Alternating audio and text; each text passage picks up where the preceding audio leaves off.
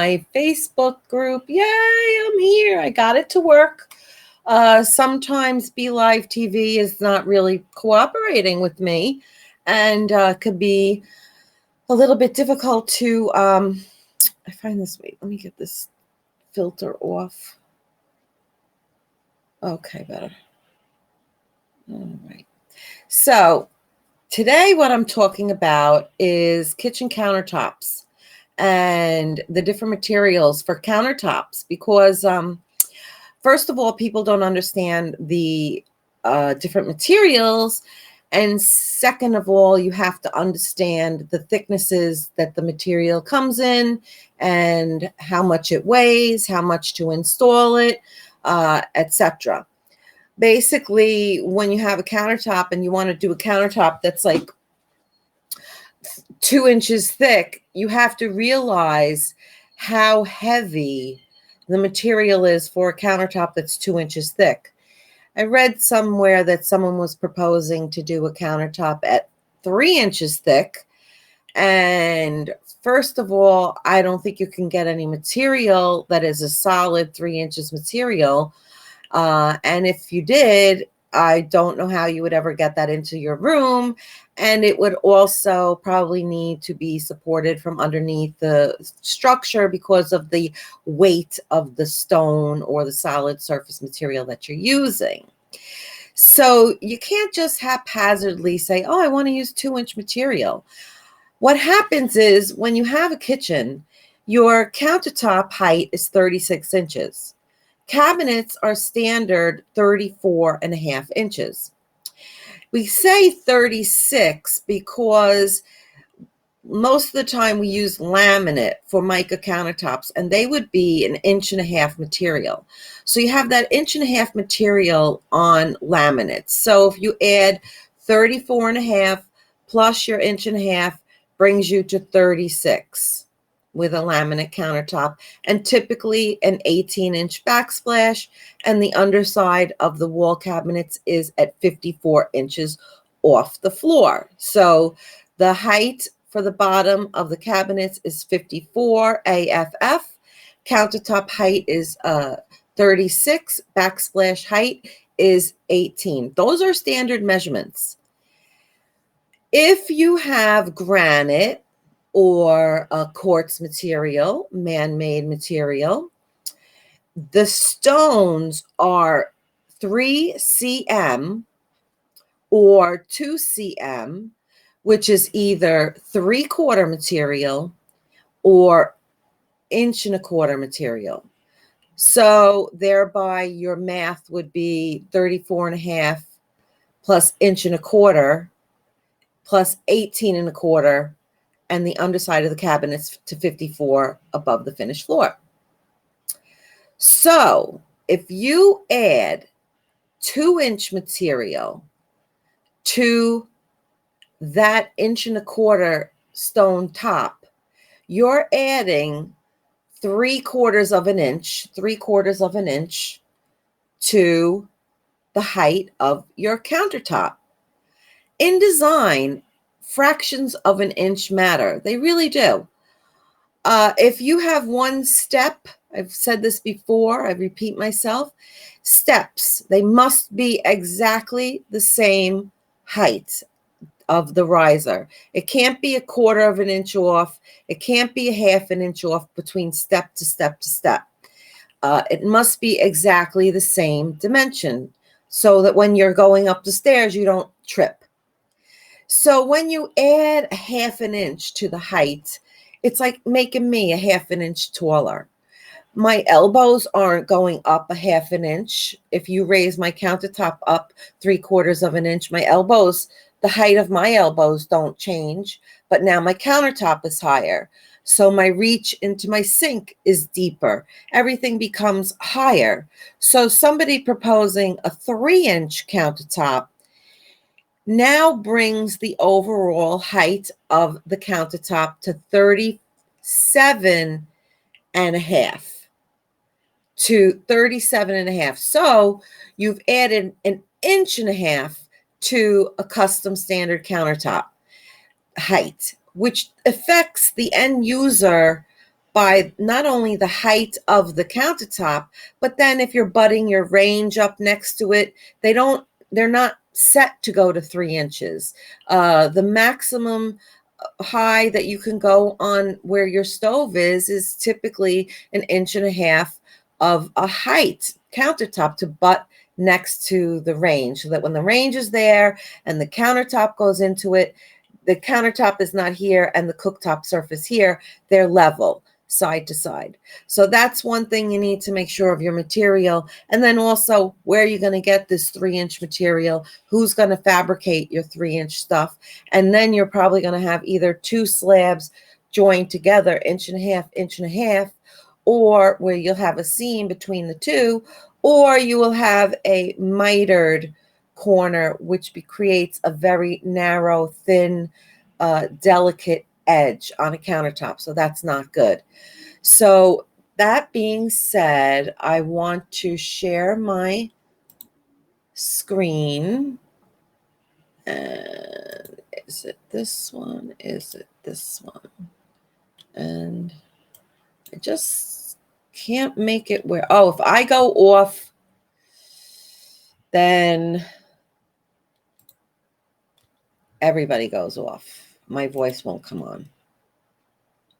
And I don't think you're seeing this. Let's see. Share my screen. I'm gonna share it, but how do I get it to, let me unshare it.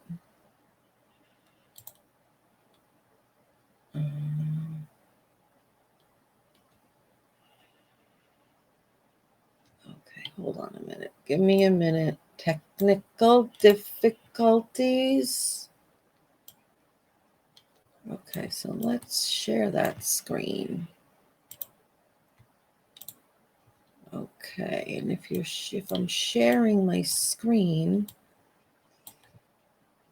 then that should mean that I go, and if I launch this,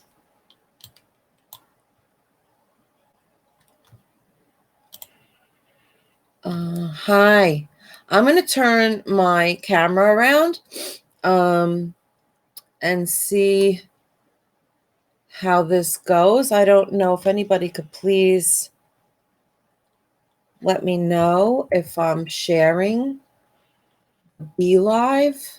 I find it so confusing. Stop sharing. Okay, I know. All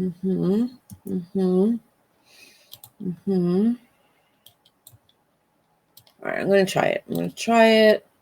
I'm going to share my screen. I'm going to share this screen. Share it. Okay. And let's see how this goes. Here. Oh, this is working here. Okay, so now I'm going to, let's see, turn the camera, flip the camera, and see if you guys can get a look at what I'm doing here. Let me just fix this camera. It's my first time live like this on Instagram TV. So just pay attention, just hang on, bear with me. This is a little confusing.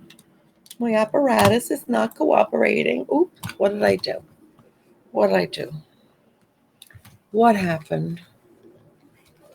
What did I go? Did I end my live? No, here we go.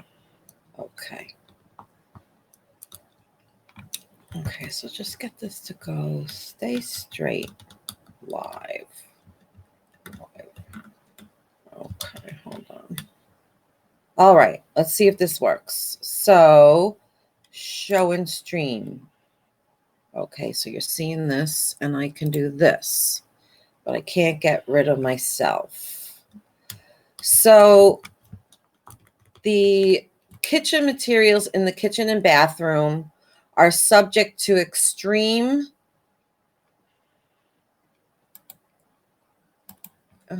Isn't that weird? It won't let me make it bigger. That's weird. Okay, so, and why isn't it doing it? Well, isn't this the stupidest thing? I'm going to share my screen, and I want to do my PowerPoint presentation. And it's not even moving. Oh my God, this is so frustrating. You know what I'm going to do? I'm going to record it, and I'm going to put it up. Oh, wave. I don't know what I'm doing. I need somebody. Share, show in screen, but I want to run it.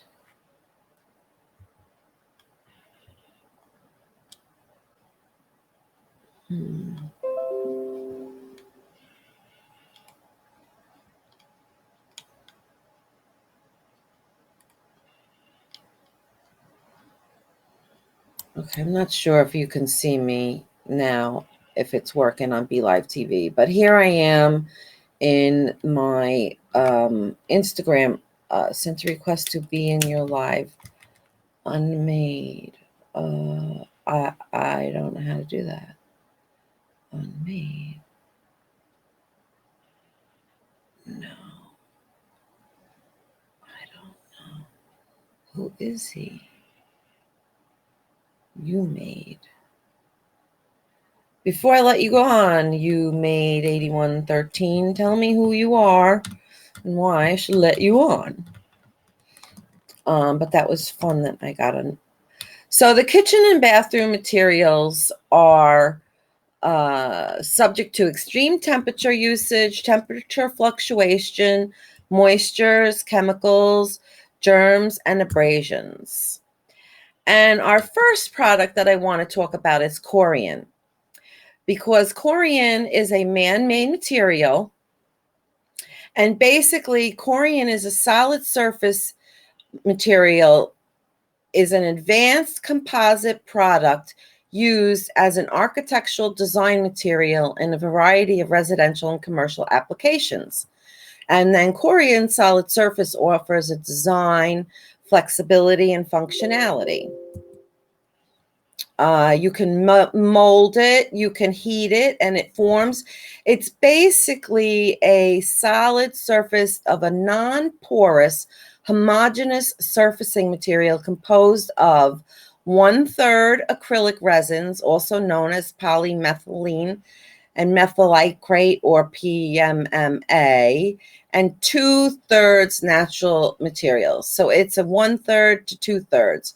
1/3 acrylic resins, 2/3 to natural materials. And it's a plastic resin base, acrylic resin base. And these are some of the colors of your corian. Corian, you all know, started out more like these speckled items here, and you had a lot of this was the corian. The beauty of the corian was that it could be seamed together because it was plastic. It could be seamed together and actually fused and melted and fused together. So it would be seamless, and everybody was like, "Oh, it's seamless. That's the greatest thing since sliced bread." I love seamless. Seamless is wonderful. Screen is clear. You mean, can you see it? Or you don't see anything? Screen is clear. But how about on my Facebook Live? Excuse me for a little bit of that. A little bit of that. So it comes in a variety of colors: browns, off-whites, beige, beiges, gray, black, blue, green, yellow, red, and a bunch of other things. Then you have your laminates. So a laminate is like your Formica, your Wilson art. It's what you probably grew up with on your countertops.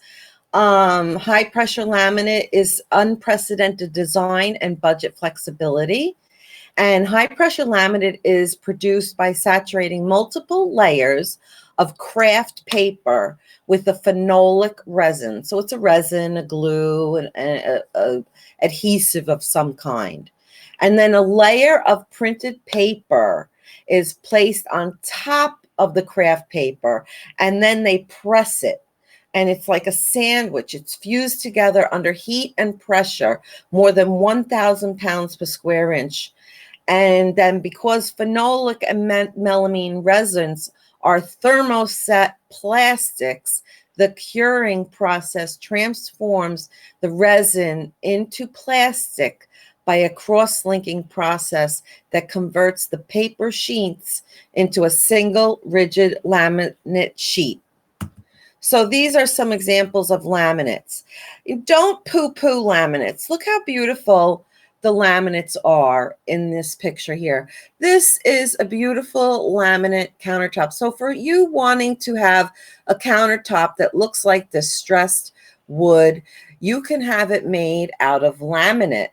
And here, if you have a client that doesn't have a budget for a real marble, you can have a laminate made out of marble. You just have to know the product. It could be used vertical or horizontally. Now you have your quartz countertops. Your quartz countertops are like your Cambria, your Silestone, Caesar stone, and the like. They are a man-made consistence of quartz chips and quartz dust, which quartz is a natural stone, and they are bound together again with resins. However, the composition is 90 to 95% natural quartz to 5 to 10% resins. So quartz countertops made with chips have a mottled, speckled appearance, since you can see the individual stone suspended in the resins. And the resins can be tinted to any color, and it can be all types of colors. So here, this is a man-made quartz countertop compiling natural quartz material with resins and colors. So this getting a concrete sample here, and this getting your similar to a granite or marble look. However, these are contrived. This is man-made. This is not 100% natural product, but it is available in your 3/4 2 cm material or your 3 cm material, 1.25 material, and it's solid through and through. So it's different stones. Different stones, natural stones, are rated by their hardness, and that's the Mohs scale, MOS, and 1 is soft and 10 is hard. So here we have soapstone being number 1 as the softest, and slate is a 2.5 to a 4. Marble in softness meaning is 3.4. Limestone 3.4. Travertine a little bit stronger at 4.5. Glass at 5.5, and granite at 6.7. Onyx and natural quartz or quartzite is at a 7. And rubies and sapphires are at a 9, and a diamond is a 10. Give me some diamond. So basically, it's their hardness and the ability to scratch. And marble is a metamorphic composed rock, and it's recrystallized carbonate materials, most commonly calcite and dolomite. And marble is typically not foliated, although there are exceptions. In geology, the term marble refers to a metamorphosed limestone, but is used in stonemasonry more broadly, encompassing unmetamorphosized stone. So marble is a metamorphic rock. And metamorphic rocks, you could see, are veining. They have veins, very clear veining throughout your marbles. And that's the distinction of marble to granite. Marble is going to be all of this beautiful veining, which is very attractive. However, marble is soft which scratches easily and can easily absorb stains and be affected by chemicals. Now, granite is it's a felsic intrusive igneous rock, and it's granular in texture. Granites can be predominantly white, pink, gray, or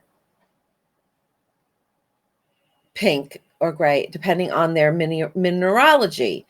And the word granite comes from the Latin granum, a grain, in reference to the coarse-grained structure of such a completely crystalline rock. So here, your granites are more, you have some veining, but see how much more crystallizing and the little particles in there? You won't get that in marble. Marble doesn't have these crystals. The president's, whatever the heck that's called, that monument is made of granite, carved of granite. And they're probably going to want to deface that now too. And here again, your crystally. So that's your more typical granite has blotches and specks and big black and crystal and things in there. So it's has a different appearance than marble, which is your veining type of material. And I just wanted to show you, this is like a quartz countertop. The Corian countertop up at the top. You can see the color is through and through. And these are examples of 1.5" edge details. So you're talking about 1.5" countertop material. 1.5", this is a typical Corian color. Now that would be considered 1/3 of 2/3 resins, 1/3 natural, 2/3 resins. So Corian, we all know, is more of the speckled type. So that's a just. Let me stop sharing and go back to I stopped sharing. Now what happened? Now I have nothing. Okay. Did I stop sharing? Okay, so I think I'm still live. So basically, that's a little bit about the countertop materials. Keep in mind you're different. That's just a little bit of fraction. We have travertine, there's soapstone, there's porcelain slabs. There's so many different types of material out there for countertops. This is just a little fraction of them. And this is what I teach in my online courses and in my group training and one-on-one coaching. It's all about learning about the different materials, because a designer, that was an inexperienced designer, to me, in my opinion, saying they wanted the kitchen countertop to be 3 inches thick. It could have been a typo error, but really 3 inches thick would make your countertop high almost 38 inches above the finished floor. Well, it would make it if it's 36, 37, 38, 34, 35, 36. Whatever, it adds 3 inches to your cat. It makes it high, too tall, too high. Unless you have a tall, is going to call. Unless you have a tall customer that is of a higher stature. Someone who's less than 5'5" would have a problem with a countertop that high. So if you're going to make a countertop high, you've got to adjust the height on your toe kick, because there are minimums and guidelines. Appliances are set to standard heights. A dishwasher is set to be to 34.5 inches high. And a cooktop, a range, everything is meant 36 and 34.5 to the cabinet box.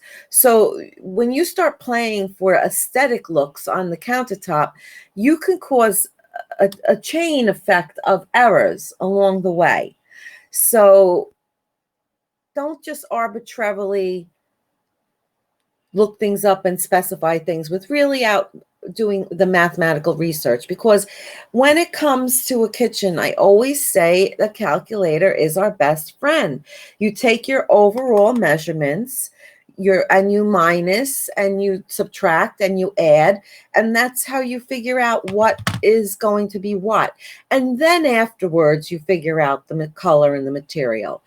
So that was just my first my weekend. I can't talk anymore. It's because of COVID.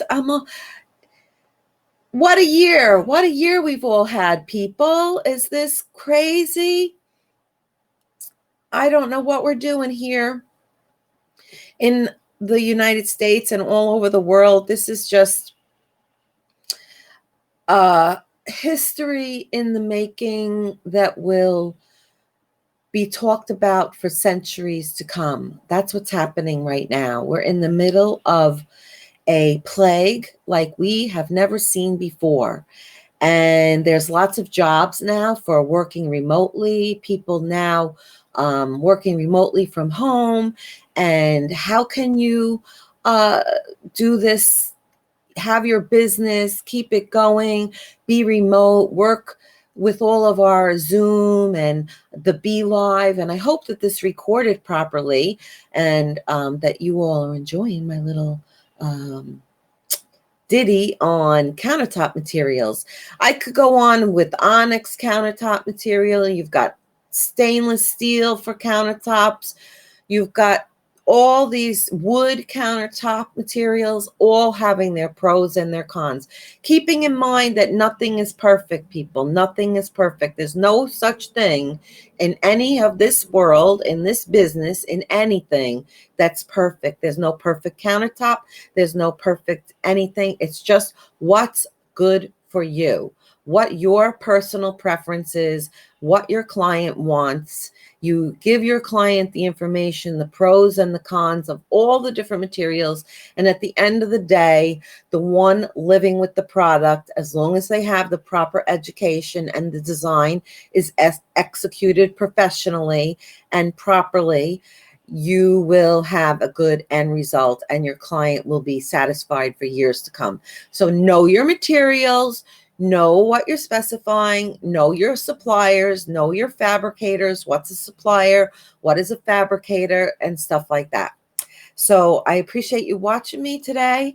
Thank you so much. And I will see you back here again next Wednesday for my all new What's New Wednesday. Weekly Wednesdays, my weekly broadcast. I'm going to be having some guests on in the future. I've invited some people on, and I'll keep you notified on that.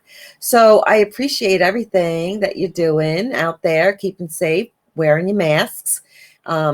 It's my right to wear my mask, because I don't know if I'm sick today and I don't feel good.